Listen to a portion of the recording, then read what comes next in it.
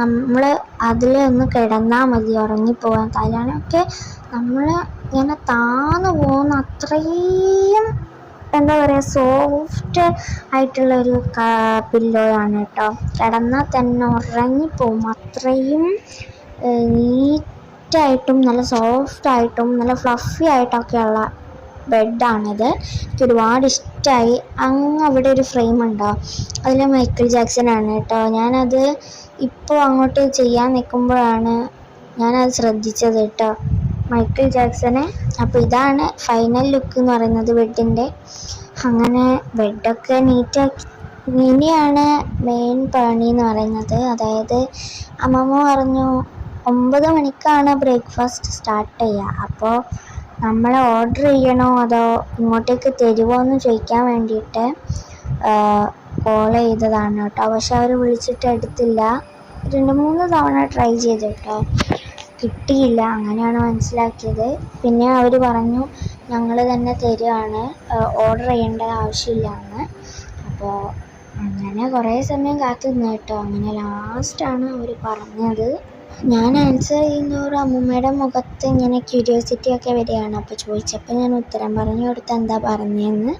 ഇനിയാണ് main task എന്ന് പറയുന്നത്. ഇനി പോയിട്ട് കുളിക്കണം. അപ്പോൾ കുളിച്ചിട്ട് കാണാവേ. Bye bye. അങ്ങനെ ഗായ്സ് ഞാൻ കുളിച്ചിട്ട് വന്നു. ഇനി ഞാൻ ഇന്ന് ജസ്റ്റ് പുറത്ത് നോക്കുകയാണ് കേട്ടോ, നേരത്തെ ആ ഒരു മഞ്ഞൊക്കെ പോയോന്ന്. ഞാൻ പുറത്ത് പോയി നോക്കുമ്പോൾ അങ്ങനെ പ്രത്യേകിച്ച് വല്ല മാറ്റമൊന്നുമില്ല. എന്നാലും ചെറുതായിട്ട് കുറച്ചൊക്കെ കുറഞ്ഞ് വരുന്നുണ്ടായി അതുപോലെ എനിക്ക് തോന്നി കേട്ടോ.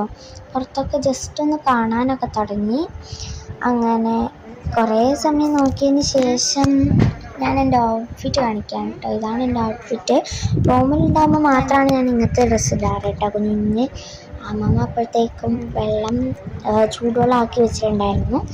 രാവിലെ വെള്ളം കുടിക്കുന്ന ഏറ്റവും നല്ലൊരു ഹാബിറ്റാണ് കേട്ടോ. അങ്ങനെ ശീലിക്കാത്തവരുണ്ടെങ്കിൽ ഇപ്പം തന്നെ ശീലിച്ചോളൂ. സംഭവം എന്താണെന്ന് വെച്ചാൽ ഞാൻ ആദ്യമൊന്നും ഈ ഒരു ഹാബിറ്റൊന്നും പഠിച്ചിട്ടുണ്ടായിരുന്നില്ല.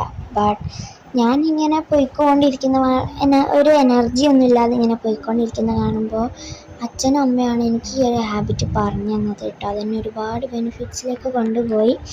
ഇത് നല്ല ഗ്ലോ കിട്ടും, നല്ല വെളുത്തിട്ടേക്കും, നല്ല എനർജറ്റിക് ആയിട്ട് തന്നെ നിൽക്കും ആ ഒരു ഡേ ഫുള്ള്. അത്രയും ബെനിഫിറ്റ്സ് ഈ ഒരു വാട്ടറിൻ്റെ ഉള്ളിൽ കിട്ടും കേട്ടോ. ചൂടുവെള്ളം കുടിക്കുന്നതാണ് എനിക്ക് ഏറ്റവും നന്നായിട്ട് തോന്നാറ്. അങ്ങനെ വെള്ളമൊക്കെ കുടിക്കുന്ന സമയത്ത് ആണ് ഞാൻ ആ ഒരു കാര്യം ഓർത്തത്. ഇനി നമ്മുടെ മെയിൻ പരിപാടിയിലേക്ക് കടന്നാലോ എന്ന്. അങ്ങനെ കുറച്ച് സമയത്തിന് ശേഷം ഞാൻ ചെറിയൊരു സ്ട്രെച്ചിങ്ങിലേക്ക് പോയിട്ടോ. സംഭവം എന്താണെന്ന് വെച്ചാൽ ഒരുപാട് എക്സസൈസൊന്നും ചെയ്യുന്നില്ല വേർക്കുന്ന അത്രയൊന്നും. ജസ്റ്റ് ഒരു ബോഡി മൂവ്മെൻറ്റ്സിന് വേണ്ടിയിട്ട് മാത്രമാണ് കേട്ടോ. ബാക്കിലിരിക്കുന്നത് എൻ്റെ അമ്മമ്മയാണ്. അപ്പോൾ അങ്ങനെ വേർക്കുന്ന രീതിയിലൊന്നും ഞാൻ ചെയ്യുന്നില്ലേ. നിങ്ങൾക്ക് എക്സസൈസ് ചെയ്യണമെന്നുണ്ടെങ്കിൽ കുളിക്കുന്നതിന് മുൻപ് ചെയ്യുന്നതായിരിക്കും നല്ലത്. കുളിച്ചതിന് ശേഷം ജസ്റ്റ് ഒരു ബോഡി മൂവ്മെൻറ്റ്സിന് വേണ്ടിയിട്ടും ജസ്റ്റ് ഒരു അനക്കത്തിനൊക്കെ വേണ്ടിയിട്ട് ഇങ്ങനത്തെ കുഞ്ഞു കുഞ്ഞു സ്ട്രെച്ചസൊക്കെ ചെയ്യാവേ. ഇങ്ങനെ ചെയ്യുന്ന സമയമൊക്കെ കുറച്ച് കഴിയുമ്പോൾ ഞാൻ ബ്രേക്ക്സ് എടുക്കുന്ന സമയത്ത് ഞാൻ ഇങ്ങനെ ആലോചിക്കും, എന്ത് ഫുഡായിരിക്കും തരിക, ടേസ്റ്റ് ഉണ്ടാവുമോ, എങ്ങനെ എനിക്ക് ഇഷ്ടപ്പെട്ടില്ലെങ്കിലോ, അങ്ങനെ ഒരുപാട് ടെൻഷൻസും ചിന്തകളൊക്കെ എൻ്റെ മനസ്സിൽ കടന്നു പോയി കേട്ടോ. അങ്ങനെ വീണ്ടും ബ്രേക്ക് എടുത്തതിന് ശേഷം വീണ്ടും ഇങ്ങനെ ചെയ്തുകൊണ്ടിരിക്കുമ്പോഴാണ് ബെല്ലടിച്ചത്. അപ്പോൾ തന്നെ ഞാൻ ഭയങ്കര എക്സൈറ്റഡോടെ പോയതാണ്. പക്ഷേ ഫുഡ് കിട്ടിയപ്പോൾ ചെറുതായിട്ടൊന്ന് വിഷമിച്ചു. കാരണം വെള്ളയപ്പം മുട്ടക്കറിയായിരുന്നു ഉണ്ടായത്. ഞാൻ ഇന്നേ വരെ എനിക്കിഷ്ടമല്ലാത്തൊരു ഫുഡ് ഐറ്റംസിൽ നമ്പർ 1 ആയിട്ട് നിൽക്കുന്ന ഒരാളാണ് വെള്ളപ്പം എന്ന് പറയുന്നത്.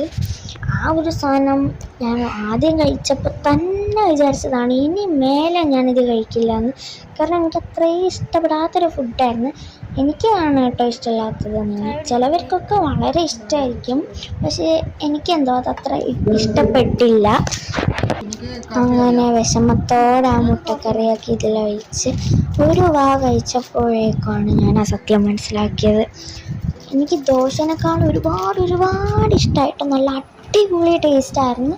സത്യം പറയാലോ 3 എണ്ണമാണ് ഒരു പ്ലേറ്റിലുണ്ടായത്, പക്ഷെ ഞാൻ 4 എണ്ണം കഴിച്ച്. നല്ല അടിപൊളി ടേസ്റ്റ് ആയിരുന്നു കേട്ടോ. ഞാൻ ഇന്നേ വരെ കഴിച്ചതിൽ എനിക്ക് ഏറ്റവും ഇഷ്ടപ്പെട്ട ഫുഡായിരുന്നു. അപ്പോൾ കഴിച്ച് കഴിഞ്ഞിട്ട് കാണാം. By bye. അങ്ങനെ ഫുഡൊക്കെ കഴിച്ച് കഴിഞ്ഞു. ഇനി മെയിൻ പരിപാടി എന്ന് പറയുന്നത് ബുക്ക് വായിക്കുക എന്നതാണ് കേട്ടോ. ഞാനിപ്പോൾ എടുത്തിരിക്കുന്ന ബുക്ക് എന്ന് പറയുന്നത് കുട്ടികൾക്കുള്ള മഹാഭാരത കഥകൾ എന്ന ബുക്കാണ് കേട്ടോ. എനിക്കിത് ഒരുപാട് ഇഷ്ടപ്പെട്ട ഒരു ബുക്കാണ് കേട്ടോ. എത്ര വായിച്ചാലും മതി വരില്ല, അങ്ങനത്തെ ഒരു ബുക്കാണേ. അതേപോലെ തന്നെയായിരുന്നു എനിക്ക് രാമായണ കഥയും. ആ ചിത്രങ്ങളൊക്കെ കാണുമ്പോൾ നമ്മളെ മനസ്സിൽ ആ ഒരു കഥ നമ്മൾ വായിക്കും തോറും ഇങ്ങനെ ആ ഒരു ചിത്രം നമ്മളിങ്ങനെ മനസ്സിലിങ്ങനെ പോയിക്കൊണ്ടിരിക്കും. ആ നടന്ന സംഭവങ്ങളൊക്കെ ഞാൻ ഏത് ബുക്ക് വായിച്ചാലും ഞാൻ അതിൽ മുഴുകിയിരിക്കുകയാണെങ്കിൽ എനിക്ക് അങ്ങനെ തോന്നാറുണ്ട് കേട്ടോ. അപ്പോൾ എനിക്ക് മനസ്സിലാവും ഞാൻ നല്ലോണം വായിക്കുന്നുണ്ട്, എനിക്കത് മനസ്സിലാക്കാൻ പറ്റുന്നുണ്ടെന്നൊക്കെ. എനിക്ക് ബോറടിക്കുമ്പോഴൊക്കെ ചെയ്യുന്ന ഒരു പരിപാടിയാണ് കേട്ടോ ഇത്. പല സമയങ്ങളിലും ബോറടിക്കുമ്പോൾ എനിക്ക് ആശ്വാസമായിട്ടിരിക്കുന്നത് ഇങ്ങനെയുള്ള ബുക്സ് മാത്രമാണ് കേട്ടോ. എനിക്ക് ടി വി ഒക്കെ നോക്കുമ്പോൾ ഇങ്ങനെ തലയൊക്കെ വേദനിക്കാൻ തുടങ്ങും. ആ സമയം ഈ ഒരു ബുക്ക് എത്ര ഒരു ദിവസം മുഴുവൻ വായിച്ചാലും എനിക്ക് ഒരു ചുക്കുമില്ല. എനിക്ക് അത്രത്തോളം സന്തോഷം മാത്രമേ ഉള്ളൂ. അതായത് ഇത്ര ബുക്ക് വായിച്ചു, പിന്നെ അടുത്ത ബുക്ക് വായിക്കാം, അങ്ങനെയൊക്കെ ഓർക്കുമ്പോൾ എനിക്ക് ഒരുപാട് സന്തോഷം മാത്രമേ ഉള്ളൂ.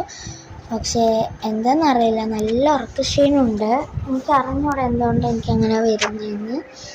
അങ്ങനെ കുറച്ച് സമയം വായിച്ച് കഴിഞ്ഞപ്പോഴേക്കും തീരാറായി പോകും. ഞാൻ വിചാരിച്ചു അത് കുറച്ച് കഴിഞ്ഞിട്ട് വായിക്കാമെന്ന്. അങ്ങനെ ലഞ്ചിൻ്റെ ടൈമായി. അപ്പോഴാണ് ഞാൻ ഓർഡർ ചെയ്ത സാധനം വന്നത്. ഞാൻ ബിരിയാണിയാണ് ഓർഡർ ചെയ്തത്. എനിക്ക് വളരെ ഇഷ്ടമുള്ളൊരു ഫുഡാണത്. അപ്പോൾ കഴിച്ച് കഴിഞ്ഞിട്ട് കാണാവേ. ഗായ്സ്, ഞങ്ങൾ റൂം മാറി. കാരണം ഈ ഷൂട്ടുള്ള സ്ഥലത്താണ് ഞങ്ങളിപ്പോൾ താമസിക്കുന്നത്. അപ്പോൾ വേറെ വീഡിയോ ആയിട്ട് പിന്നെയും വരുന്നതായിരിക്കും. Bye bye.